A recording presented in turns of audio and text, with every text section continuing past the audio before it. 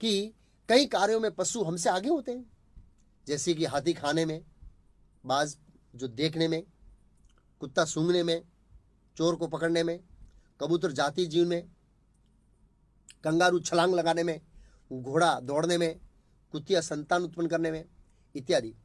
तो फिर मनुष्य में ऐसा क्या है जो पशु से अलग करता है? उसके बारे में महाभारत में एक श्लोक है, बहुत अच्छा श्लोक है। इसमें कहा है, आहार निद्रा भय मैथुन चह सामान्य एतद् पशु नराणाम धर्मो ही तेषाम अधिको विशेषो धर्मेण हीना पशु समान। अर्थात मनुष्य और पशुओं में आहार, निद्रा, भय और मैथुन, ये चार बातें समान है, लेकिन मनुष्य की विशेषता यह है कि वह आध्यात्मिक जीवन का पालन कर सकता है, किंतु आध्यात्मिक जीवन से विहीन मनुष्य पशु तुल्य है। इस श्लोक में कहा है कि जब तक मनुष्य इन चार कार्यों में प्रवृत्त रहता है तब तक उसकी गिनती पशु में होती है।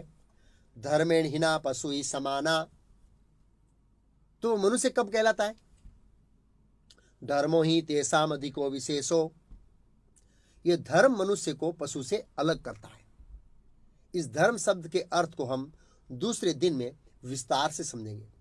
सामान्य रूप से संस्कृत में धर्म शब्द का आरंभ तत्व जिज्ञासा से होता है, अर्थात पूछताछ करना। किसके बारे में करना? पूछताछ। मैं कौन हूं, मैं कहां से आया हूं, मृत्यु के बाद मैं कहां जाऊंगा, मैं क्यों दुखी हूं, इन सभी प्रश्नों के उत्तर प्राप्त करने के लिए यह मनुष्य जीवन है। इस प्रकार के विषयों को समझने के लिए मनुष्य में विशेष बुद्धि है, विशेष। ऐसी बुद्धि पशुओं में नहीं है। यही मनुष्य और पशुओं में अंतर है। पशुओं की बुद्धि आहार, निद्रा, भय और मैथुन तक सीमित रहती है, उसके ऊपर वे नहीं सोच सकते। उदाहरण के रूप में कत्ल खाने में एक बकरे का कत्ल हो रहा है और पास ही खड़े दूसरे बकरे को आप घास डाल दो तो वो बकरा घास खाने में मग्न हो जाएगा। वह ऐसा नहीं सोचेगा कि इसके बाद मेरा नंबर आएगा। पशुओं की बुद्धि आहार, निद्रा, भय और मैथुन तक ही सीमित होती है।